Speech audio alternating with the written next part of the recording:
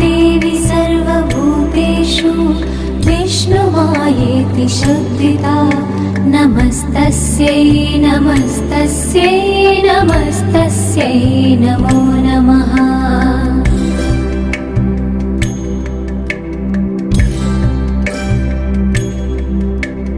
या देवी सर्वभूतेषु चेतनेत्यभिधीयते नमस्तस्यै नमस्तस्यै नमस्तस्यै नमो नमः।